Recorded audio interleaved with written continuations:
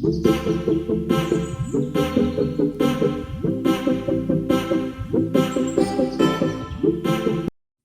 বন্ধুরা, তোমরা সবাই কেমন আছো? আশা করি সবাই ভালো আছো, আমিও ভালো আছি।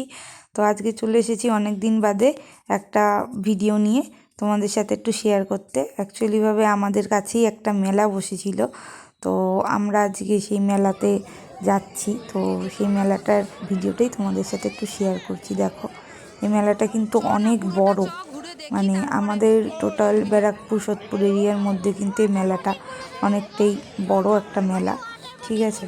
তো সেখানেই আমরা চলে এসেছি, প্রত্যেক বছরই আসি, প্রত্যেক বছরই আমাদের 2-3 দিন আসা হয়েই যায় মেলাটায়।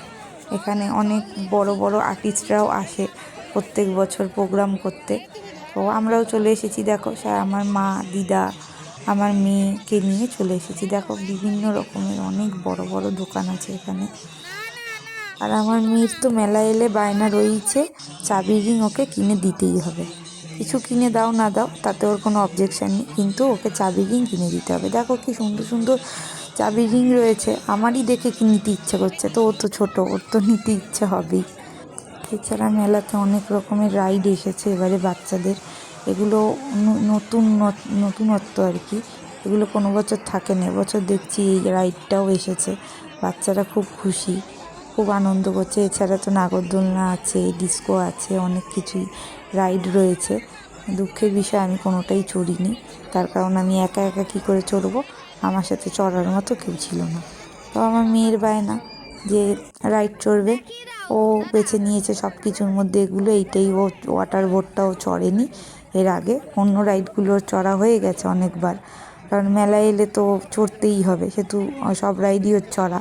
তো এই রাইডটা, ওয়াটার বোর্ডটাও চড়েনি, তাই খুব বায়না করছিল, বলছে মা এটা চড়বো, দেখবো এটা কীরকম লাগে।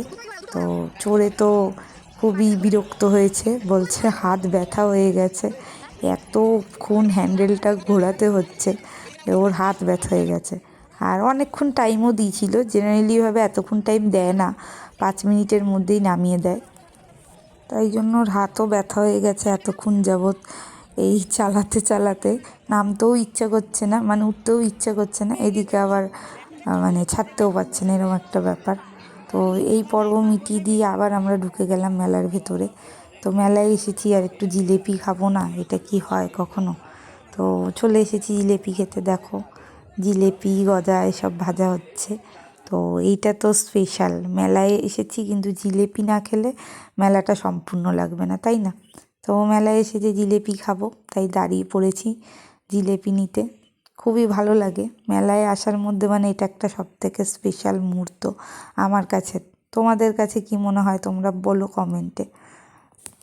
আমরা এদিকে জিলেপি কিনছি, আর ওইদিকে দেখো আমার মেয়ে কী করছে। একটা ডগি দেখেছে, ডগি নিয়ে এসেছিল কেউ একজন, ব্যাস সেই ডগিটাকে নিয়ে আদর করা শুরু হয়ে গেছে।